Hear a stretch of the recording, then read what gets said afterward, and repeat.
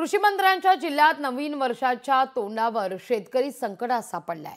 3 दिवसांपूर्वी झालेल्या अवकाळी पावसाचा फटका नाशिक जिल्ह्यातल्या शेतकऱ्यांना बसतोय।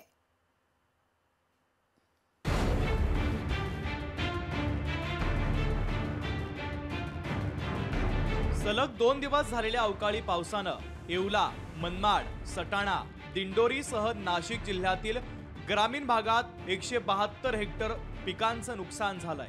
त्यात गहू, कांदे, हरभरा या रब्बी पिकांसोबत मोठ्या प्रमाणात द्राक्ष बागांचाही समावेश आहे। मागचे 2-2 हप्ते रोपांचे नाश होऊन गेलेले आणि हे विकत घेऊन रोप टाकलं तर याचा सरकारी पातळीवर याचा विचार होऊन याचा पंचनामा झाला पाहिजे आणि जे थोडंफार रोप शिल्लक आहे त्याला तरी सरकारने शेतकऱ्याच्या मनाजोगा भाव द्यावा अशीच माझी तुमच्याकडून सरकारकडे अपेक्षा आहे। या अवकाळी पावसाचा फटका 23 गावातील 301 शेतकऱ्यांना बसला असून हातातोंडाशी आलेला घास निसर्गानं हिरावून घेतल्यानं शेतकरी पुन्हा एकदा संकटात सापडलाय।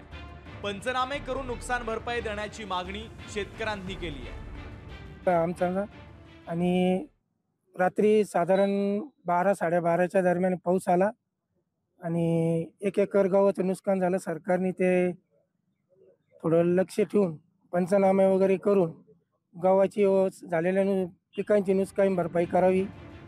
दरम्यान कृषी मंत्र्यांच्या जिल्ह्यात नव्या वर्षाच्या तोंडावर शेतकरी संकटात आलाय। जेव्हा कृषी मंत्री आपल्या जिल्ह्यातील शेतकऱ्यांना दिलासा देतील का, याकडे आता बळीराजाचं लक्ष लागलेलं आहे। विशाल मोरे, लोकशाही मराठी, मालेगाव।